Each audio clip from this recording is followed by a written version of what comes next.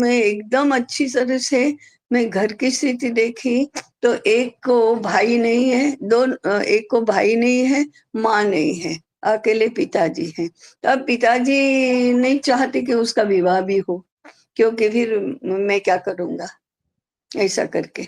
और एक की माँ है, पिताजी नहीं है, और भाई है उससे छोटा, लेकिन वो जरा जिसको कहते हैं ना मेंटली रिटार्डेड जैसा, ऐसा है। तो वो दोनों ही इसके ऊपर निर्भर करते हैं।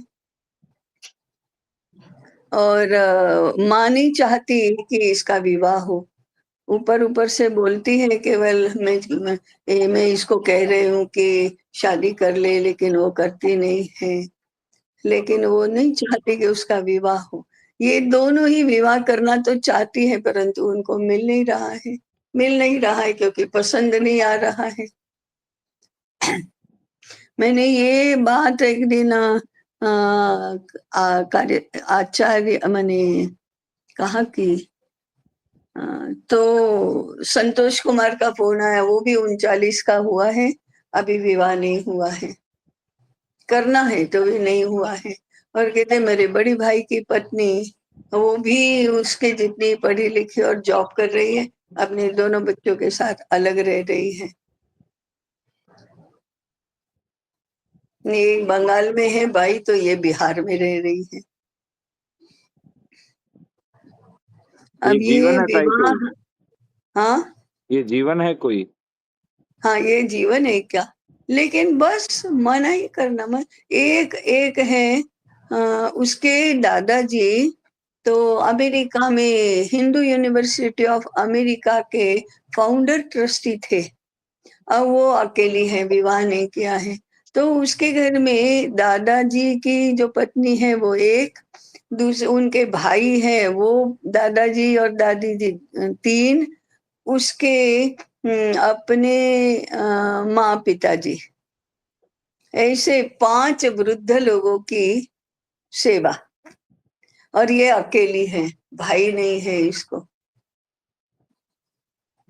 और इन 5 में से कोई नहीं कहता है कि विवाह करो, और ये भी कहती है कि मैं नहीं करूंगी।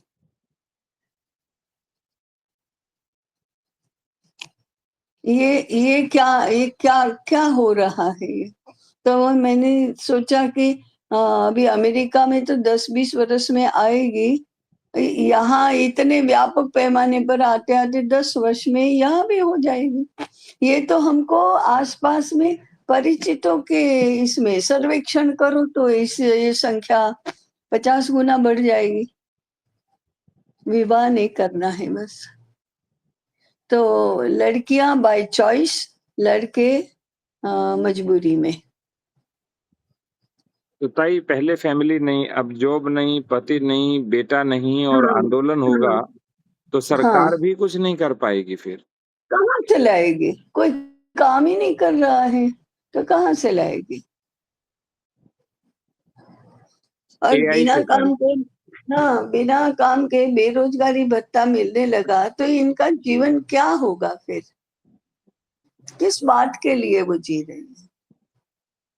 हमारी एक पूना की कार्यकर्ता है, अब वो भी तो 75 वर्ष के हो गए। उसके दोनों ही बेटे यूएस में हैं। तो एक बेटा पीएचडी की है, अच्छा जॉब है, 42 वर्ष का हो गया, लड़की नहीं मिल रही है, शादी नहीं हो रही है। दूसरा बेटा शादी तो हुई है, लेकिन पत्नी डाइवोर्स कर दे दिया, अलग रहती है। दोनों ही बेटे ऐसे। अब इनकी यहाँ ये दोनों अकेले, ये 75 वर्ष की है, उसके पति 80 वर्ष के हैं, और दोनों बेटे उधर यूएस में। क्या करेंगे? बस एक बेटे का बेटा है, वो तो माँ ले गई साथ में। ये दोनों ही बेटे ऐसे बिना परिवार के, उधर ये यहाँ। ये क्या परिवारों का हम क्या कर रहे हैं और कैसे कर रहे हैं? उसी जड़ में मैंने इस बार लेख में लिखा है कि ये सारे जो आपके घर में अभी 5 वर्ष के, 12 वर्ष के, 15 वर्ष के हैं ना, उनके बारे में सोचो कि इनको ऐसा भविष्य देना है क्या आपको?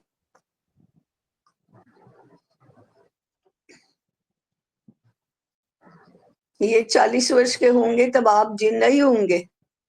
ताई हमारे यहाँ भी अविवाहित रहने में एक परंपरा थी, सन्यासी बन जाओ, ब्रह्मचारी बन जाओ आजीवन। तो उससे हाँ, कम से वो कम तो जीवन है। का तो कोई लक्ष्य होगा कि हाँ, मुझे जीवन में ये हाँ, करना है। कोई लक्ष्य तो होना चाहिए ना। संघ के प्रचारक अविवाहित होते हैं, हाँ, इस्कॉन के ब्रह्मचारी होते हैं, स्वामीनारायण के साधु और सन्यासी होते हैं, जैनों के सन्यासी होते हैं। तो सन्यासी बनो ये अलग बात है।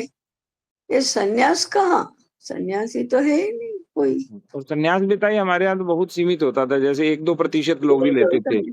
बाकी तो हाँ, बाद हाँ, में, और क्योंकि क्या। हमारे यहाँ एक पूरा आश्रम रिज़र्व है सन्यास के लिए, इसलिए और क्या। कभी हाँ, हमने सही है। किया ही नहीं। तो कुछ लोग होते थे जिनके मन में तीव्र उत्कंठा होती थी, तो वो लेते हाँ, थे। वो सन्यासी है। इनको क्या है, इनको तो कोई समझ ही नहीं है। ना लक्ष्य है, ना समझ है, ना उनको कोई कहने वाला है। स्वच्छंद है, किसी की मानना नहीं है, कोई अपना विचार करना नहीं है, कुछ भी नहीं है। खैर चलो।